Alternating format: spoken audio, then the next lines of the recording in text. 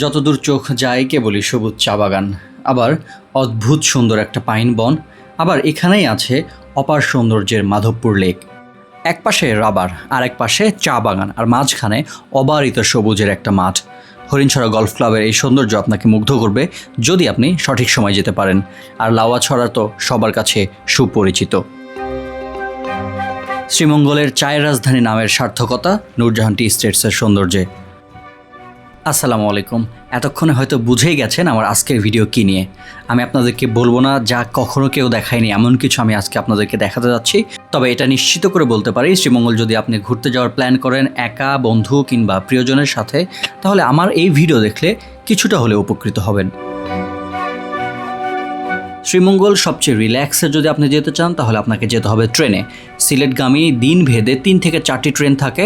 তো আপনি যদি একদিনের ট্যুরের প্ল্যান করেন তাহলে আপনি রাতের ট্রেনে যেতে হবে। রাতের ট্রেনে গেলে শ্রীমঙ্গল আপনাকে ভোরবেলা নামাই দিবে। আর আপনি যদি একদিন রিল্যাক্সে থেকে তারপরের দিন সারাদিন শ্রীমঙ্গল এক্সপ্লোর করতে চান আমাদের মতো, তাহলে আপনাদেরকে যেতে হবে সকালের ট্রেনে।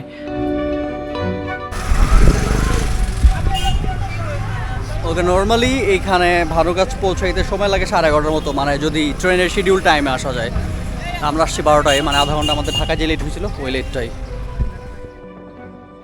কি একটা কনফিউশন নিয়ে চলে আসছি, তাই না? আচ্ছা, কনফিউশনটা দূর করতেছি। আমরা থাকতেছি শ্রীমঙ্গল থেকে তার পরের স্টেশন ভানুগাছের কাছে কমলগঞ্জের একটা রিসোর্টে। এটা হচ্ছে চিলাগাঁও ইকো ভিলেজ। রিসোর্ট নিয়ে এর পরের ভিডিওতে আমি সম্পূর্ণ একটা গাইডলাইন ভিডিও বানাবো।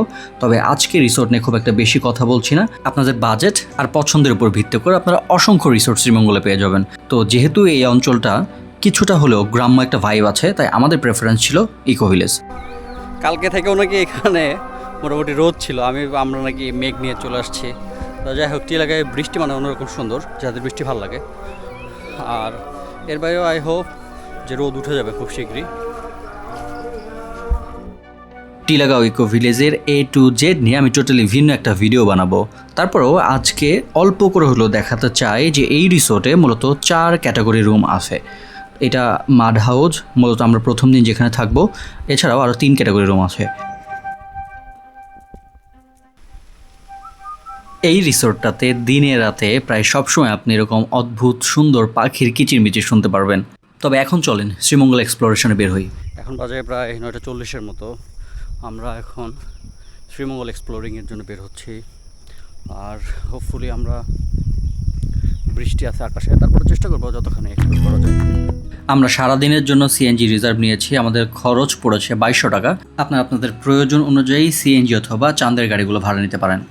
আমরা বেসিক্যালি প্রথমে যাচ্ছিলাম মাধবপুর লেকে। মাধবপুর লেকে যাওয়ার আগে এখানে যে মাধবপুর চা বাগান, যেটা এদের মূল চা বাগান, তো এই চা বাগানের এইখানটাতে দেখে দাঁড়াই গেলাম, কারণ এইখানকার ভিউটা এত সুন্দর, ফাঁকা আর এত চমৎকার লাগতেছে। আর তার চেয়ে বড় কথা, এখানে কোনো মানুষ নাই। সো ফাঁকা জায়গা দেখলে, মানুষ কম দেখলে একটু মনে হয় যে না, এই জায়গাটাতে একটু দাঁড়াই। সো ওই জন্য আমরা এখানে দাঁড়ানো, এবং আমরা এইখানে থেকে অল্প কিছুক্ষণ আমরা এখানকার চা বাগানের একদম পুরো ব্যাপারগুলো একটু দেখার চেষ্টা করবো। আর এখানকার টিলাটা, ল্যান্ডস্কেপটা খুবই সুন্দর। তো আমাদের দুইজনেরই অনেক ভালো লাগছে, যার জন্য আমরা এখানে দাঁড়াইলাম এবং এখান থেকে আমরা কিছু ছবি তুলব।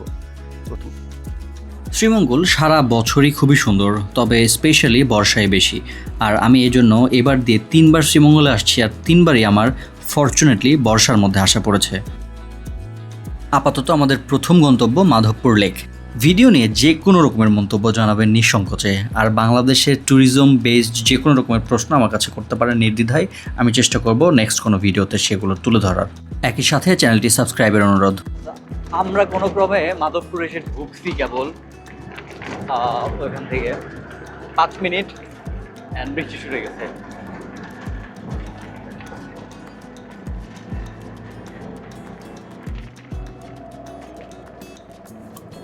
মাধবপুর লেকের আলাদাভাবে কোনো রকমের এন্ট্রি ফি নেই, তবে আপনি যে গাড়ি নিয়ে আসবেন সেই গাড়ির ধরন অনুযায়ী আপনাকে সমঝোতার ভিত্তিতে কিছু টাকা দিতে হবে। শ্রীমঙ্গলের এই আবহাওয়া, কমলগঞ্জের খুব বহুরূপী। আচ্ছা, যদি এই কমলগঞ্জে আসি আমরা নর্মালি, তাইলে এখানে মাধবপুর লেকটা তো বলতেছে এরা যে এটা মোটামুটি এই লেকের আয়তনই 50 একর, ভেরি ভাস্ট। আর 1965 সালে এটা হচ্ছে এই যে চা বাগানগুলো আছে, এটার পানি চাহিদা ফিল আপ করার জন্য বলতেছে। আর এইখানে কমলগঞ্জের বাকি যে স্পটগুলো আছে তার মধ্যে বলতেছিল যে আমাদের সিএনজি ড্রাইভারদের শমশেরনগর গল্ফ মাঠের অবস্থা এখন ভালো না। আমরা লাওয়াছড়া তো যাবোই, হাম দূরে হয়ে যাচ্ছে, আজকে যাইতে পারতেছি না স্টিল। এবং এখানে তো সবাই কাজ করতেছে, পাতা কুড়োচ্ছে।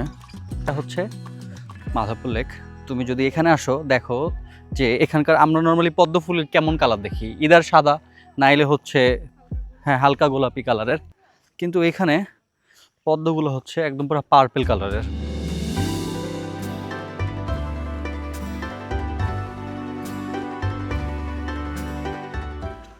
ওকে, লেকের প্রাইমারি রাস্তাটা ধরে হাঁটলে এখানে টিলার উপরে ওঠার একটা ওয়ে আছে, এবং এই রাস্তা ধরে আমরা উপরে যাচ্ছি কারণ এই উপরে উঠলে আমরা এই পাশ থেকে লেকের ওভারঅল যে ভিউ সেটা দেখতে পারবো, দুই পাশে লেকের, এবং এখান থেকে ইন্ডিয়ান পাহাড়ের বর্ডার দেখা যায়, যেটা আরও ইন্টারেস্টিং, এবং আমরা ওইটা দেখতে যাচ্ছি।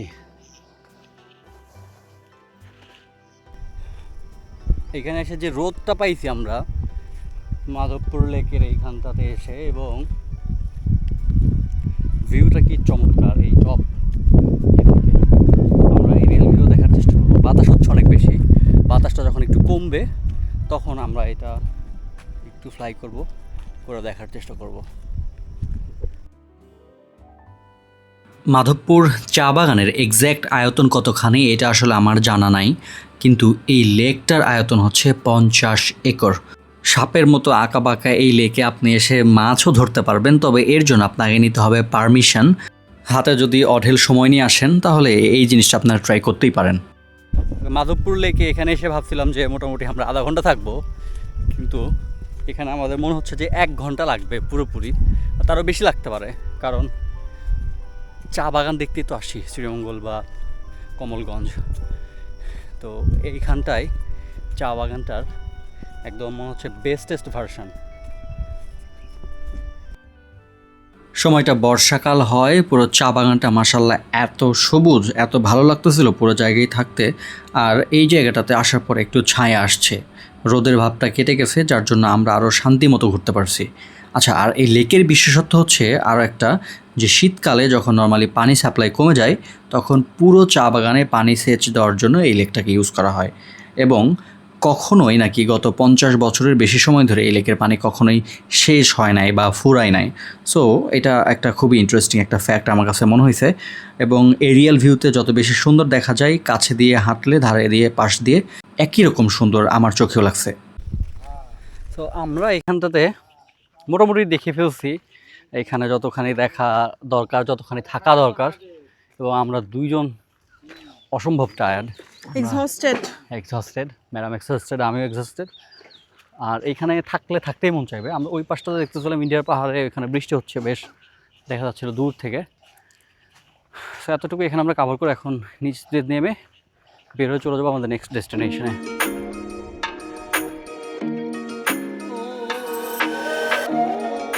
সো আপনাদের মধ্যে কেউ যদি শীতকালে মাধবপুর লেকে এসে থাকেন তাহলে জানাবেন তখন আসলে এই লেকটা কেমন দেখায়।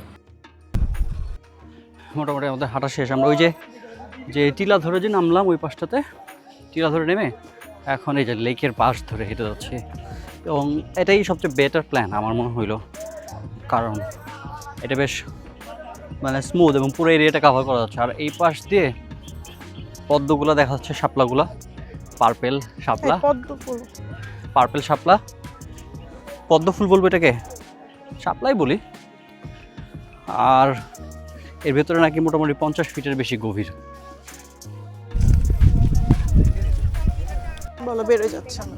তো ওঠার সময় মোটামুটি বেশ কষ্ট, বেশ ইফোর্ট দেওয়া লাগছে, বাট নামার সময় মজা নেমে গেলাম ফার্স্ট একদম। না, আর একটা কারণ আছে, এখন বাতাস হচ্ছে, আর যখন আমরা উপরে উঠি তখন কোনো বাতাস ছিল না, কেমন একটা ভ্যাপসা গরম ছিল, গুমোট একটা ভাব ছিল, এই জন্য আর কি তখন খারাপ লেগেছে। বাতাসটা থাকলে হয়তো বা এত খারাপ লাগতো না। এটা একটা পয়েন্ট, একটা গুরুত্বপূর্ণ পয়েন্ট। তো আমরা এখন আমাদের নেক্সট ডেস্টিনেশনটার দিকে আগাবো। মাধবপুর আমরা প্রায় 1.5 ঘন্টা ঘুরছি।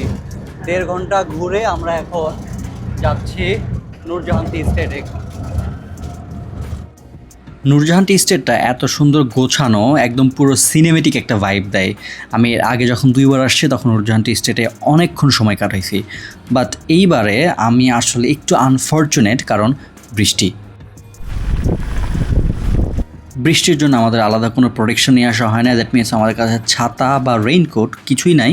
আর আমাদের যেহেতু দিনের বাকি অংশ ঘোরার প্ল্যান আছে, তাই আমরা আলাদাভাবে এখানে বৃষ্টিতে ভেজার মতো সাহস করতে পারি নাই। স্টিল নূরজাহান টি এস্টেটের মধ্যে রাস্তা দিয়ে যখন যাচ্ছিলাম, যখন বৃষ্টি হচ্ছিল, তখন আসলে এই অনুভূতিটা অন্যরকম একটা অনুভূতি। আমার খুবই ভালো লাগছে পুরো জায়গাটা, কারণ আমি এর আগে আসছি যেহেতু, আমি ভেতর দিয়ে মাঝখানে একটা জায়গায় গেছি। তো সব মিলে এই জায়গাটা আমার কাছে এখন আরও বেশি ভালো লাগছে। আর বর্ষার জন্য তো বললামই, বর্ষার জন্য চা বাগানগুলো আরও বেশি সবুজ, আরও বেশি সুন্দর, আরও বেশি সিনেমেটিক। আমরা এখন নূরজাহান টি এস্টেটের মধ্যে, এবং এখানটায় বাইরে বৃষ্টি হচ্ছে। আর বৃষ্টির জন্য আমরা এখানে নামতে যাচ্ছি না, আমরা রেদার চলে যাবো এখন লাউয়া ছড়াই। লাউয়া ছড়াতে গিয়ে আমরা একটু দেখতে চাই। আর এখানে বৃষ্টির জন্য আমরা নামতে পারলাম না। নূরজাহান টি এস্টেটের মাঝখানের রাস্তাটা খুব একটা বেশি ট্যুরিস্ট ফ্রেন্ডলি না, হেয়ারিং করা রাস্তা, সুতরাং সিএনজিতে যাওয়ার সময় বেশ ঝুঁকি ঝামেলা আপনাকে পোহাতে হবে। টি স্টেটের সাথে লাগোয়াভাবে এখানে লাউয়াছড়া জাতীয় উদ্যান, এটা বাংলাদেশের ন্যাশনাল গার্ডেন। লাউয়াছড়া উদ্যানের রাস্তাটা সবসময়, মানে বেশিরভাগ সময় আপনি ফাঁকা পাবেন, এবং এইখানে আপনার ভাগ্য যদি সুপ্রসন্ন হয় তাহলে আশেপাশে বনমোরগ বা অজগর সাপের মতো জিনিসও দেখে ফেলতে পারেন। আমরা বেসিক্যালি আসছি এখানে একটা 10-এ লাউয়াছড়াতে, কিন্তু আমরা দুইজনের কেউই চাচ্ছি না যে লাউয়াছড়াতে ঢুকি, কারণ আমরা বিকেলের সময়টা আরও বেশি এক্সপ্লোর করতে চাই। এর জন্য আমরা এখান থেকে চলে যাব এখন। বেসিক্যালি যে লাউয়াছড়ার পাশে রেল লাইনটা, এখানে আমরা দাঁড়াইছি টুক করে, কিন্তু আমরা আর একটু সামনে যেয়ে ওইখানে আর একটু এরিয়াল ভিউ দেখার চেষ্টা করবো ড্রোন উড়ে। এখানে বাধাই করা জায়গাটা দেখছো রেল লাইনের জন্য পুরোটা।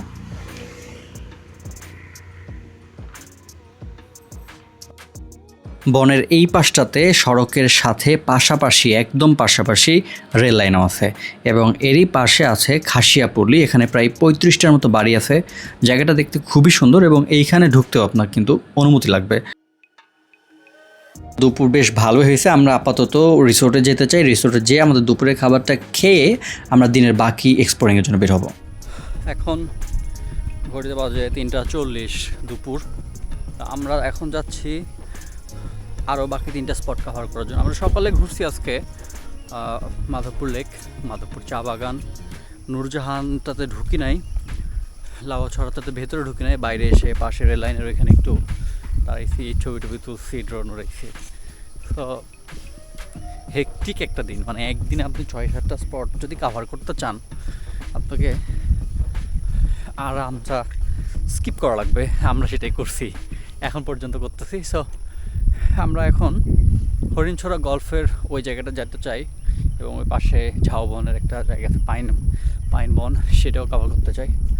সো লেটস সি কী আছে।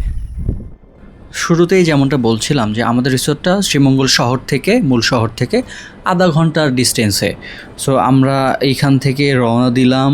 এখন আমরা যাব হরিণছড়া গলফ কোর্সের ওই জায়গাটা দেখতে, এবং সেখানে আছে পাইন বন, এই দুটো পাশাপাশি। সো আমাদের এই ডেস্টিনেশনে যেতে আমাদের রিসোর্ট থেকে সময় লাগার কথা 2 ঘন্টার মতো। হরিণছড়ার পথে আপনাকে পুরোটা যে চা বাগান আপনি পাড়ি দিবেন সেটা হচ্ছে ফিনলে টি স্টেট। আর এই ফিনলের মধ্যে রিসেন্টলি একটা বেশ জনপ্রিয় নাটকও শুটিং করা হয়েছে। সত্যি বলতে এই জায়গাটা আমার কাছে ব্যক্তিগতভাবে খুবই ভালো লেগেছে। তবে এখনও আমরা আসলে বুঝতে পারতেছিলাম না যে আমাদের জন্য সামনে কী ওয়েট করতেছে। আমরা যখন রওনা দেই তখন তো বললামই 3:30টার দিকে রওনা দিয়েছি, এবং আস্তে আস্তে ভালো রাস্তার পরে এই ভাঙ্গাচোরা রাস্তা শুরু হলো এখানে, এবং এই রাস্তাটা বেশ খানিক লম্বা। আর এই রাস্তা পার হওয়ার পরে আবার একটুখানি ভালো রাস্তার পর আমরা ফাইনালি পৌঁছাইতে পারছিলাম হরিণছড়ার ওই জায়গাটায়। ফিনলে টি স্টেটের এই জায়গাটায় আমি দেখলাম যে এখানে বিশেষায়িত হাসপাতাল আছে। মানে বিশেষায়িত বলতে এই অর্থে, এখানে যারা চা শ্রমিক হিসেবে কাজ করেন তাদের জন্য ডেডিকেটেডলি এই হাসপাতালটা এখানে আছে। এই জার্নিটা অনেক লম্বা মনে হচ্ছে, তাই না? আমাদের কাছেও এই জার্নিটা ছিল অসম্ভব রকমের লম্বা। এত দীর্ঘ জার্নি হবে যদি আমি জানতাম আগে, তাহলে এই জায়গাটা হয়তোবা স্কিপ করতাম আমরা দুজনেই। যাই হোক, একটানা প্রায় 2 ঘন্টার বেশি সময় সিএনজিতে থাকার পর আমরা ফাইনালি এসে পৌঁছাইছি পাইন বনের এই জায়গাটাতে। দেখেন, এত কিছু পর এখানে আসার পরে এখানে দেখি এই সাইনবোর্ড। আমরা বাংলাদেশি বাঙালি মানুষ, আমরা আসলে অনেক কিছু পছন্দ করি, অনেক কিছু অপছন্দ করি। এখানে ঢোকার কোনো নিয়ম নাই, তার ওখানে লাল টুকটো একটা সাইনবোর্ড দিয়ে রাখছে, এবং আসলেও নিয়ম নাই, অনেক মানুষ ঘুরে গেছে। কিন্তু আমরা আসলে ঘুরতে চাই, এত কষ্ট করে আসছি এত দূর থেকে, তো যদি না ঢুকতে পারি এখানে তাহলে কেমনে হয়। So I just offered him very little money, 50 টাকার টিকিট হিসেবে টাইপের দিছি আর কি, এবং সে খুশি মনে আমাদের ঢুকতে দিচ্ছে। সুইট।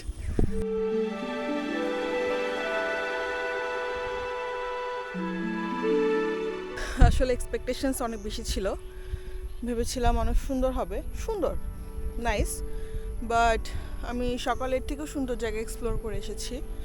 এই যে সেই ঝাউ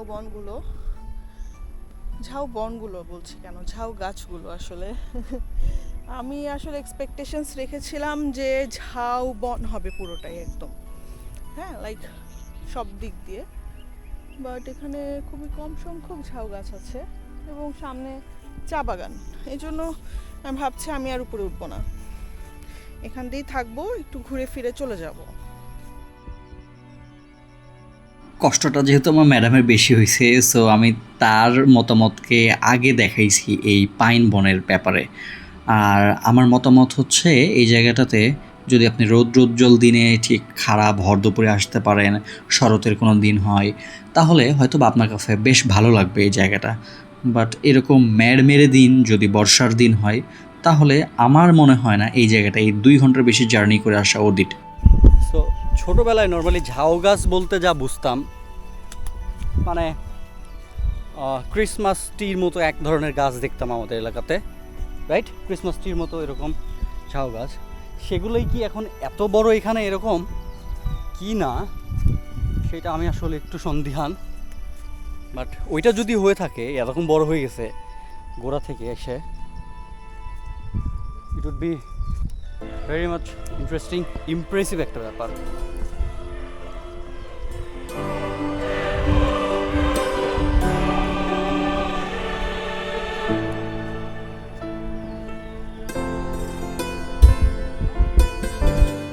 আমাদের পাইন বন দেখা শেষ, আমাদের এর পরের গন্তব্য হরিণছড়া গলফ কোর্স। তো এটাতে যেতে আপনাদেরকে আসলে ভিন্ন কোনো রাস্তা ধরে যাওয়ার দরকার নেই, আপনারা যে রাস্তা ধরে আসবেন সেই রাস্তা ধরে পেছনের দিকে গেলেই মানে শ্রীমঙ্গল ফেরার পথেই আবার এইটা রাস্তার মাঝখানে পড়বে। তো এই জায়গাতে এসে আমরা এক প্রকার ধরা খাইছি, কেমন যে আমাদের সিএনজি ড্রাইভার বলছে রাস্তার পাশে দাঁড়ায় যে এই চা বাগানের মধ্য দিয়ে আমরা গলফ মাঠে যেতে পারবো। তো আমরা নেমে চা বাগানের মধ্য দিয়ে যে চড়াই উতরাই পেরিয়ে গলফ মাঠে আসছি, তো এইখানে আমাদের আনন্দটা অনেকখানি মাটি হয়ে গেছে। তো এইখানে আসার জন্য আপনারা মূলত এইখানে পারমিশন নেওয়ার সিস্টেম আছে, তো পারমিশন নিয়ে যদি ঢুকতে পারেন তাহলে অনেক ভালো। আর যদি পারমিশন ছাড়া চা বাগান পেরিয়ে আপনারা যদি এখানে আসতে চান, তাহলে হয়তো বা আপনাদের আনন্দটা কিছুটা হলেও মাটি হবে, যেটা আমাদের বেলায় হয়েছে। কারণ সারাদিন এত আরামে ঘোরার পর এই চা বাগানের মধ্যে খুবই মানে ধাক্কাধাক্কি করে বের হয়ে আসা খুবই কষ্টকর, এবং জায়গায় জায়গায় কাদা ছিল। আর সব শেষ, আমরা যেহেতু শেষ বিকেল দিকে আসছিলাম, তো যেই রকম ইন্টারনেটে আমরা যে ছবিগুলো দেখে আসছিলাম তার কিছুই হয়তো বা আমরা এখানে ওইভাবে পাই নাই। স্টিল আমার কাছে মনে হয়েছে ফরমেশন অনুযায়ী এই জায়গাটার এক পাশে যেহেতু রাবার বাগান আর এক পাশে চা বাগান, মাঝখানে এত সুন্দর একটা জায়গা, এইখানেও একই কথা আমি যেটা পাইন বনের বেলায় বললাম, যে এখানে যদি আপনারা নর্মালি যদি একটা রৌদ্রোজ্জ্বল দিনে আসেন, দিনের বেলা আসতে পারেন, ঠিকঠাক নীল আকাশ পান, তাহলে হয়তো বা এই জায়গাটাতে আপনাদের অনেক সুন্দর ছবি আসবে, হয়তো বা এখানে আরও বেশি ভালো লাগবে। আমরা মাঝে মধ্যে খুব ওয়ার্স্ট এক্সপিরিয়েন্সের সাক্ষী হই। 2 দিনের সবচেয়ে রিল্যাক্সিং ট্যুরের কোথাওই ঠেকতে হয় না আমাদের, বাট লাস্ট আমরা এখানে থেকে গেছি। বৃষ্টিও পড়তেছে মনে হচ্ছে। আমাদেরকে জাস্ট সিএনজি এসে নামাই দিছে, বলছে রাস্তা আছে, বাট এখানে কোনো রাস্তা নাই, যাওয়া লাগবে এখন। ওদিকে দেখো,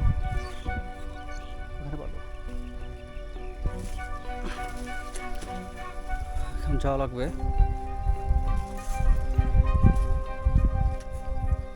কন্টকপর্ণ পথ পাড়ি দিয়ে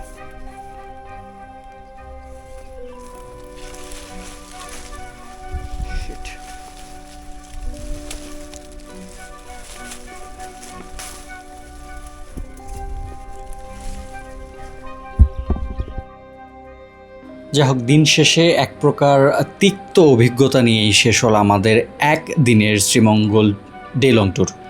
তো আপনারা যদি ঢাকা থেকে রাতে ট্রেনে রওনা দিয়ে যান শ্রীমঙ্গল, এবং শ্রীমঙ্গল থেকে সাত সকালে যদি একটা সিএনজি বা একটা চাঁদের গাড়ি রিজার্ভ নিয়ে শুরু করেন জার্নিটা, তাহলে খুব রিল্যাক্সে একদিনে আরও এর সাথে আরও একটা দুইটা স্পট অ্যাড করে, যদি না বৃষ্টি হয়, আরামসে ঘুরে ফেলতে পারবেন। আপাতত আমার আজকের ভিডিও ছিল এই পর্যন্তই। কেমন লাগলো আমার আজকের এই ভিডিও তা অবশ্যই জানাবেন কমেন্ট বক্সে, যেটা এর আগেও বললাম, এবং রাইড উইথ রিফাতের সাথেই থাকবেন। যদি চ্যানেলটা সাবস্ক্রাইব করেন তাহলে কৃতজ্ঞ থাকবো আপনাদের প্রতি। আর আমার চ্যানেলে আপনারা পুরাতন যে ভিডিওগুলো আছে সেগুলোতে দেখতে পারবেন বাংলাদেশের জনপ্রিয় ট্যুরিস্ট স্পট যেগুলো আছে, সাজেক, সেন্ট মার্টিন, বান্দরবান, টাঙ্গুয়ার হাওর, সব জায়গায় গাইডলাইন ভিডিও পেয়ে যাবেন আমার এই চ্যানেলটিতে। ভবিষ্যতে দেখা হবে এরপরে অন্য কোনো ভিডিওতে। ঠিক ততক্ষণ পর্যন্ত আপনারা সবাই ভালো থাকবেন। ধন্যবাদ সবাইকে। আসসালামু আলাইকুম।